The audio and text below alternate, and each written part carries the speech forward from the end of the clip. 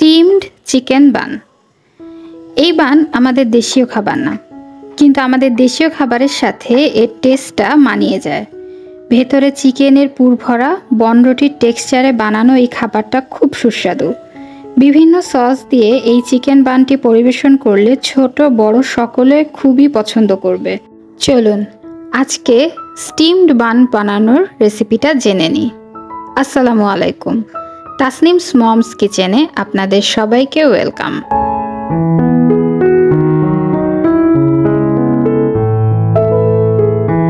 Steam chicken bun বানানোর জন্য বান বা রুটির প্রসেসটা প্রথমে আমরা করে নিব। একটা বাটিতে হাফ কাপ কুসুম গরম পানি নিব। এর ভেতর দিয়ে দিব 1 চা চামচ ইস্ট এবং 1 টেবিল চামচ চিনি দিয়ে নেড়ে চেড়ে সরিয়ে রাখবো।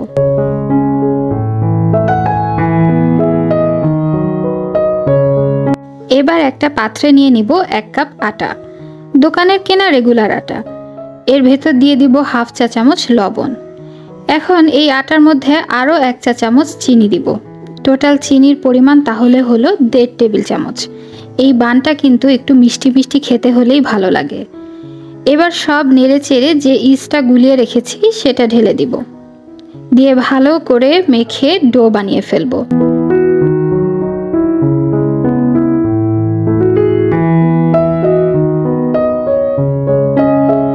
প্রয়োজন হলে আর একটু পানি দিব, তবে এই ডোটা খুব বেশি নরম করা যাবে না, সেই অনুপাতে পানি দিতে হবে।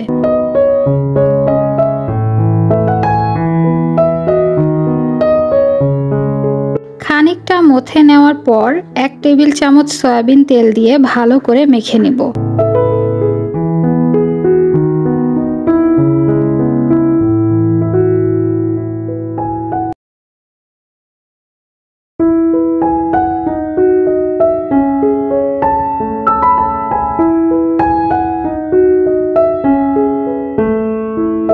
ভালো করে ছেনে নেওয়ার পর ডোটা একটা প্লাস্টিক র্যাপ দিয়ে ঢেকে রেখে দিব।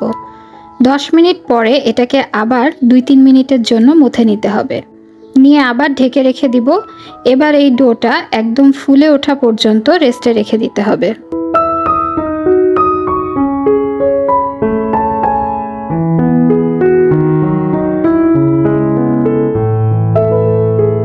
ইস্ট দিয়ে বানানো ডোগুলো সাধারণত একটু গরম জায়গায় রাখতে হয় যাতে তাড়াতাড়ি ফার্মেন্ট হয়।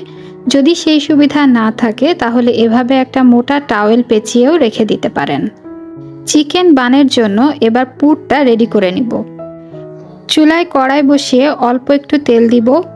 তেলটা একটু গরম হলে এর ভেতরে প্রথমে চিকেনটা দিয়ে দিব। এখানে আমি 1 পিস চিকেন ব্রেস্ট কিমা করে নিয়েছি। তেলের মধ্যে চিকেনটা দিয়ে একটু নেড়ে চেড়ে ভেজে নিব। তারপরে দিয়ে দিব 1 টেবিল চামচ রসুন কুচি আর 1 চা চামচ আদা কুচি। দিয়ে দিব হাফ কাপ পেঁয়াজ কুচি, আর আছে হাফ কাপ কুচানো গাজর আর 3-4টা কাঁচামরিচ কুচি। ঝালের পরিমাণটা আপনারা যে যার টেস্ট মতো দিয়ে দিবেন। এই সব কিছু ভালো করে নেড়ে চেড়ে মাংসের সাথে মিশিয়ে নিতে হবে।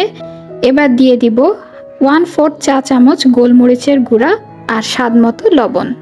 দিয়ে দিব হাফ চা চামচ টেস্টিং সল্ট। এবার আবার সব কিছু ভালোভাবে নেড়ে মিক্স করে নিব।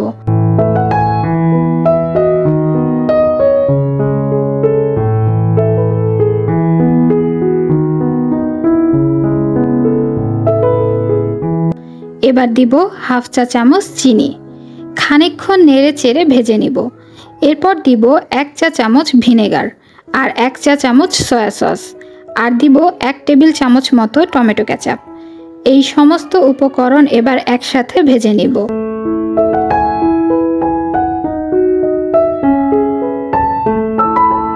4-5 মিনিট উল্টে পাল্টে ভেজে নেওয়ার পর দিয়ে দিব 1 চা চামচ কর্নফ্লাওয়ার। এটা আগেই আমি অল্প পানিতে গুলে রেখেছিলাম। কর্নফ্লাওয়ার দেওয়ার কারণ মাংস থেকে হালকা পানি বের হয়, কর্নফ্লাওয়ার সেটা টেনে নেবে। যেহেতু আমরা বানের মধ্যে এটা পুর হিসেবে দিব, তাই যতটা সম্ভব মাংসটাকে শুকনা করে ফেলতে হবে। এখানে বলে রাখি, টেস্টিং সল্ট আর কর্নফ্লাওয়ার দুইটাই অপশনাল। কারো বাসায় না থাকলে কোনো সমস্যা নেই, এই দুইটা ইনগ্রিডিয়েন্ট না দিলেও চলবে।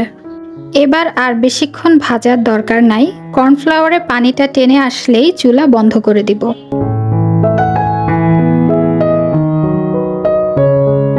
এবার চলুন দেখা যাক আমাদের ডোটার কি অবস্থা। চিকেন প্রিপারেশনে কমপক্ষে 20 থেকে 25 মিনিট সময় লেগেছে। এর মধ্যে ডোটা ফুলে এরকম হয়ে গেছে। আমি যদি আরও কিছুক্ষণ রেখে দিতাম তাহলে আরও ফুলে উঠত।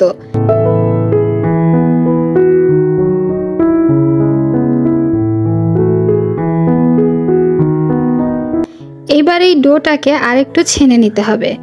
এভাবে যে কোনো ফ্ল্যাট সারফেসের উপর ডোটা রেখে ভিডিওতে যেভাবে দেখানো হয়েছে এভাবে ছেনে নিতে হবে, যাতে ভিতরের বাতাসগুলো সব বের হয়ে যায়।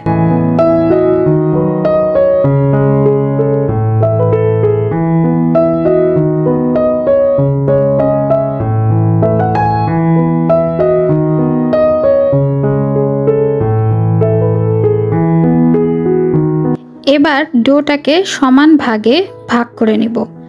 1 কাপ আটা দিয়ে আমি এই সাইজের 7টা বান বানাতে পারবো।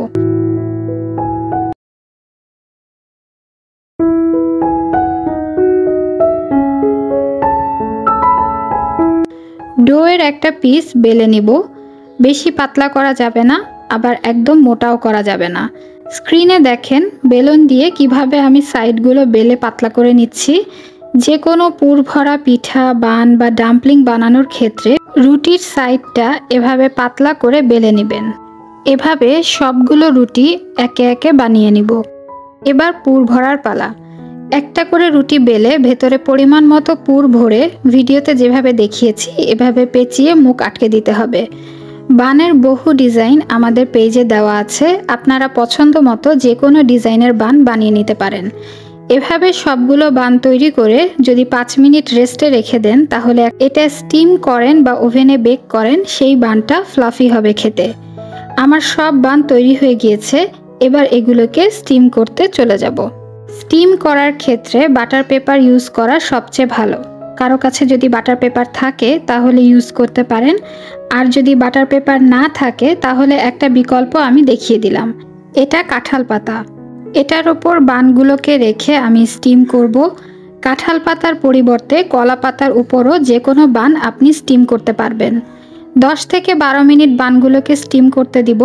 তবে এখানে একটা বিষয় খেয়াল রাখতে হবে, স্টিমের ক্ষেত্রে যে পাত্রে আপনি পানি গরম দিবেন সেই পাত্রে পানি স্টিম হওয়ার আগেই বানগুলোকে সেট করে দিবেন। এরপর যখন পানি ফুটে উঠবে তারপরে মিডিয়াম হিটে 10 মিনিট বানগুলোকে স্টিম করতে হবে। 10-12 মিনিট পর চুলা বন্ধ করে দিয়ে আরও 2-3 মিনিট এভাবে ঢেকে চুলার উপরে রেখে দিতে হবে। তারপর এটাকে নামিয়ে ফেলবো। এভাবে সবগুলো বান স্টিম করে নিব। প্রপারলি স্টিম হলে আপনি বুঝতে পারবেন বানগুলো ফুলে উঠবে।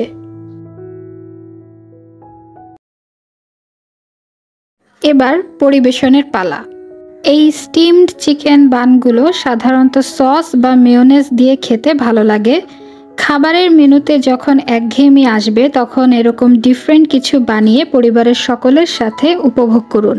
এই বানের ভেতরে যে পুরটা দেওয়া হয়েছে সেটা ভেজিটেবল দিয়েও করা যায়। যেহেতু এটা স্টিমড সেহেতু তেলের পরিমাণটাও কম লাগে। সব রকম পুষ্টিগুণে ভরপুর একটা আদর্শ খাবার।